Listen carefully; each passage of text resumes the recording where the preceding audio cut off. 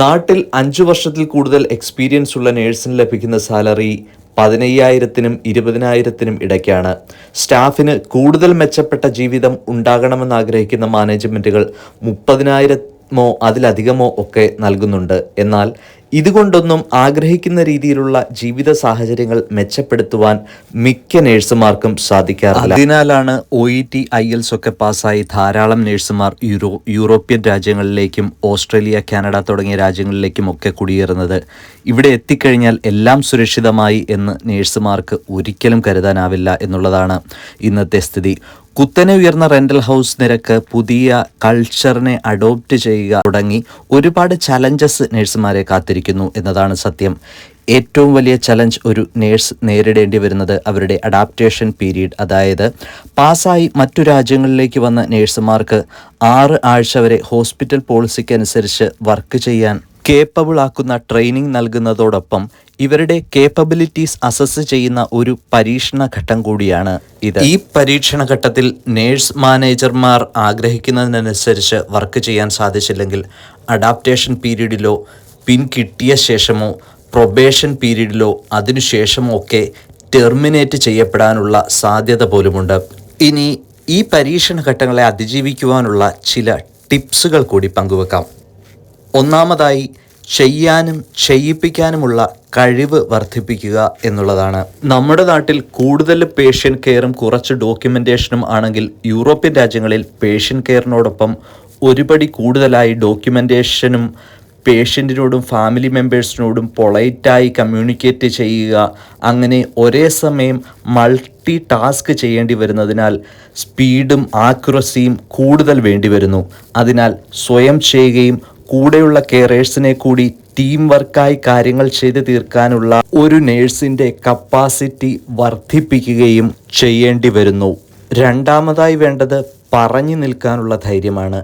Nurse manager, doctors തുടങ്ങിയവർക്കാർക്കും നേഴ്സുമാരെ കുറഞ്ഞവരായി കരുതാനോ മോശമായി സംസാരിക്കാനോ അമിത ബഹുമാനം നേടിയെടുക്കാനോ ഒന്നും യൂറോപ്പിലെ രീതികളോ നിയമങ്ങളോ അനുവദിക്കുന്നില്ല. എന്നാൽ കേരളത്തിൽ നിന്നും വരുന്ന നേഴ്സുമാരായ നമുക്ക് സീനിയേഴ്സിൻ്റെയും നേഴ്സ് സൂപ്പർവൈസേഴ്സിൻ്റെയും മുൻപിൽ താഴ്ന്ന് ശീലിച്ചത് കൊണ്ടുള്ള പേടി നിലനിൽക്കുന്നത് കൊണ്ട് നന്നായി ജോലി ചെയ്താൽ പോലും മാനേജറുടെ മുൻപിൽ കൺവിൻസ് ചെയ്യാൻ കഴിയാതെ വരികയും അറിയാത്ത കാര്യങ്ങൾ തുറന്ന് ചോദിച്ച് സ്വയം ഇംപ്രൂവ് ചെയ്യാൻ കഴിയാതെ വരികയും ചെയ്യാറുണ്ട്.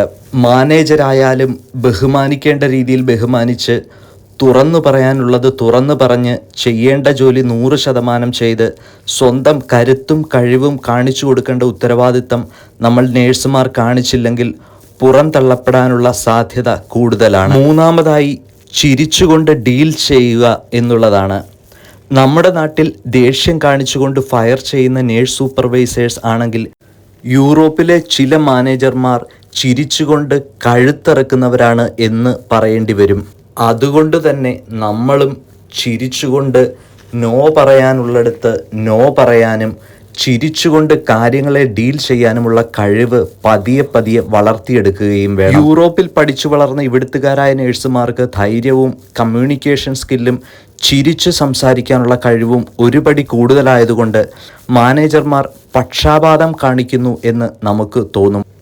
കുറച്ചൊക്കെ പക്ഷാഭേദം കാണിക്കുന്നത് അവരുടെ രാജ്യത്ത് അത് അവർ ശരി കൽപ്പിക്കുന്നു എങ്കിലും നമ്മൾ ചിന്തിക്കേണ്ടത് ലോകമേ തറവാട് എന്ന് കരുതി തുല്യത ഉറപ്പുവരുത്തുന്ന രീതിയിലുള്ള വർക്കും പെരുമാറ്റവും മലയാളി നേഴ്സുമാരുടെ ഭാഗത്ത് നിന്ന് ഈ സ്കില്ലുകൾ മലയാളി നേഴ്സുമാരെ കൊണ്ടും സാധിക്കും എന്നതിനുള്ള തെളിവാണ് അയർലൻഡിലും യൂറോപ്യൻ രാജ്യങ്ങളിലും നേഴ്സിംഗ് ബോർഡിൻ്റെ തലപ്പത്തും ഉന്നത സ്ഥാനങ്ങളിലും എത്തിയ മലയാളി നേഴ്സുമാർ നമുക്ക് തരുന്ന മാതൃക. നാലാമത്തെ point, increase your positive energy എന്നത് തന്നെയാണ്. ലൈഫിനെ പ്രസൻറ്റ് മൊമെൻറ്റിലേക്ക് കൊണ്ടുവരുന്ന ഡെയിലി 20 മിനിറ്റ് ചെയ്യാവുന്ന yoga, meditation, breathing, life wisdom തുടങ്ങിയിട്ടുള്ള 9 മണിക്കൂർ നീളുന്ന ഒരു പേഴ്സണാലിറ്റി ഡെവലപ്മെൻറ്റ് പ്രോഗ്രാം ഞങ്ങൾ ലോകമെമ്പാടും ഓൺലൈനായും ഓഫ്ലൈനായും ചെയ്തു കൊടുക്കുന്നു.